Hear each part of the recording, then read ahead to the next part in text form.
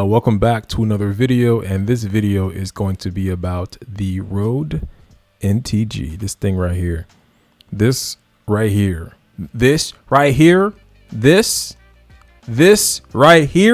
is probably one of my favorite microphones of all time right now. Has been an amazing week. I've been able to try out a bunch of new tech equipment that I've always wanted to try and have and use and whatever for my content creation needs, and I'm putting that excitement into videos.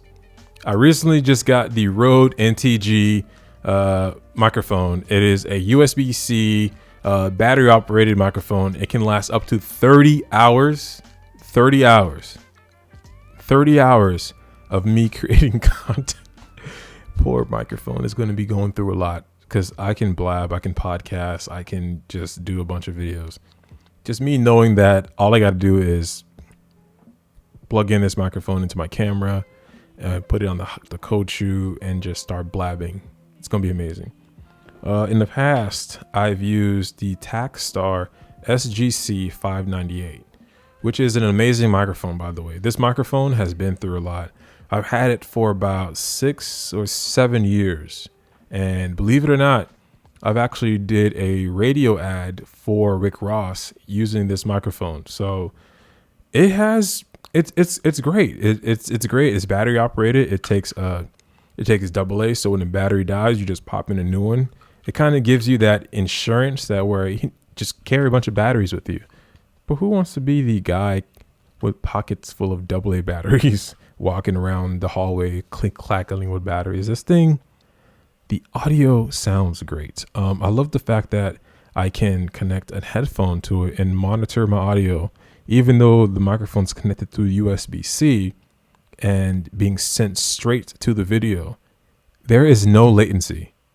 I can hear everything. It's clear, it's concise. I love this microphone. Another thing is I'm able to adjust the gain, so I can lower the gain right on the microphone. Increase it here or lower it. This is amazing, and I can do that without like worrying about like shaking the microphone, because the microphone comes with these anti-vibration little rubber band stuff that are like high quality stuff. One thing that I have a little bit of issue with is the windscreen. I feel like the windscreen is good. I still feel like some plosives do kind of get by. But yeah, I feel like it could have been better. I don't know. I kind of like the way it looks without, but then again, all them damn plosives. There's so many different applications. I can see me using this for podcasting, voiceovers. I have some clients who read audiobooks, and I can imagine them just sounding so much better. Because before, what I would do, I would bring my Rode Pod mic, which is an amazing microphone for podcasting. But I would set it up in a way where they can talk on the microphone or voiceover. And it wasn't practical. It worked because you can make it work if you have the vision, if you have anything you want to do and you have the drive to do it, you can make it work. And there is no issue if it doesn't look aesthetically pleasing or if it isn't practical. But the way the pod mic is, it's a microphone that is extremely heavy, and the only mic stands that I can have that I can make it work with are like the Blue Compass or the Rode PSA 1, and those mic stands are, you have to clamp them onto a desk. Where's this thing? All I gotta do is get a C stand or get like a little light stand, and I'm able to hold it. Like there are even ways for me to even hang it from the ceiling if I wanted to. So because it's really light. I love the fact that it's a super cardioid microphone, so I'm able to talk directly in front of the microphone. It gives you that proximity effect. But look what happens when I move away from the microphone.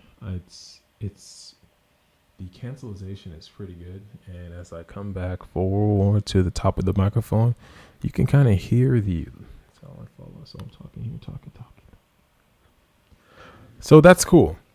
I like that. So if something is going on in the background, it hopefully won't be able to pick it up because of the super cardioid pickup pattern of this microphone. And that's great. That's just phenomenal. This microphone is on the budget expensive side, right?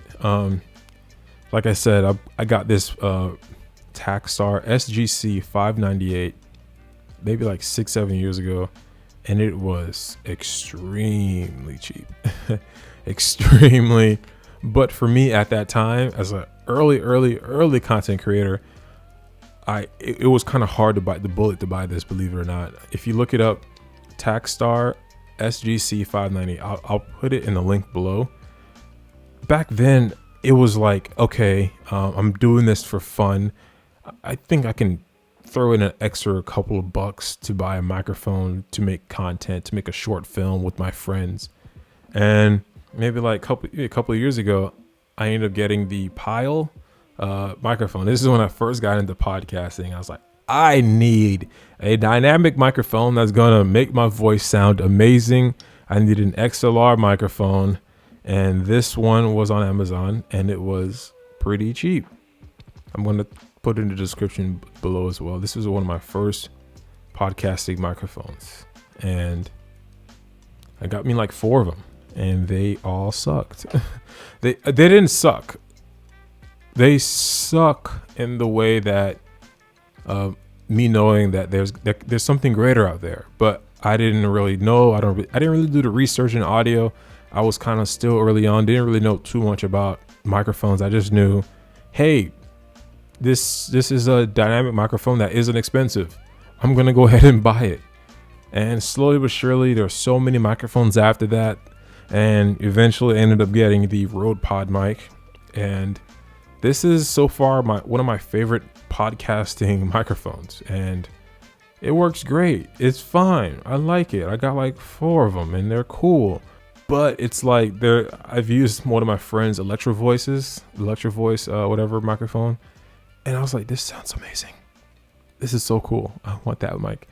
And I was like, okay, there's more microphones out there, and I need to do my research. And I got the Rode Wireless Go, the first ones, and they're great too. They're, my first couple of YouTube videos, I was using them. I actually got sponsored by a matcha company, and they loved my audio when I do the videos for them. I did like some talking heads, some testimonials for clients, seminars.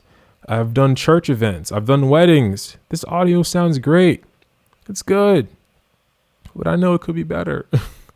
I know it can be better. I know that there's so many things that are better out there, and it's good for me to like learn what I can from this equipment, max it out, learn everything, use the product to its full capacity, right? Like that's what I suggest a lot of my clients do, a lot of my friends do. Don't just go ahead and buy the most expensive equipment and expect to create some grand masterpiece. You don't know how to use that equipment. There's no need for you to be buying a Shure SM7B microphone if you don't know what podcasting is. If you don't know how to talk on a podcast, you don't know how to segue, you don't know how to do any of that. Then again, there are some people that are going to be picking up these expensive microphones, these aperture lights, these expensive medium format cameras, cinema cameras, and creating dope content on a whim. You have some people that are like that. Actually, you don't. That's not true. I'm the type of person where I will use it to its capacity, use it to its fullest, use it to the point where people are like, how did you apply that microphone to that setting? I did. It worked. So if there's one thing you're going to learn from this video, I say just this microphone is good. That's all I got to say. It's great. But don't be looking at a lot of YouTubers or a lot of other content creators and like, oh, they got that microphone. Oh, of course they do. Like nobody sees the journey. Nobody sees my closet full of microphones that didn't really work out, or microphones or lights or cameras or lenses that I just bought just so I can learn. Like the process, you only see what we let you see as far as content creators and as people. Like we don't really show you everything, right? So, well, just learn this.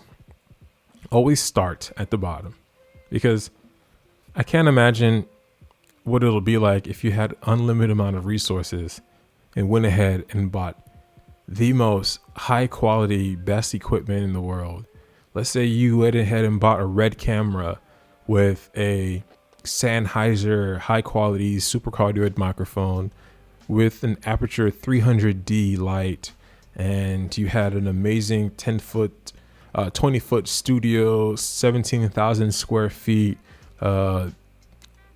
soundproof room, and somebody told you to start creating. You wouldn't know what to do. You wouldn't know how to edit audio. You wouldn't know how to edit video. And that's the thing about content creating. It doesn't really matter about the gears, matters. It's all about the process. It's all about you starting from the bottom, learning what you can, moving up, learning, growing with your equipment, and then your content gets better. I really love watching YouTubers, like going back into their old videos, like, wow, she didn't really know how to edit that well, or he didn't know how to edit that well. Wow, she's great now. Wow, he's killing it, you know? So it's all about the process. It's all about just starting at with what you can, learning how to use it, and then moving on from there. All right, so I hope y'all enjoyed my little rant, because I sure as hell did. I love talking on this microphone. Thanks for watching, and if you like this rant, like this little video, stay tuned for more content like this. And if you didn't, just put me on your do not watch list, if that's the thing. All right, y'all, this has been Gil, and thanks for watching. Peace.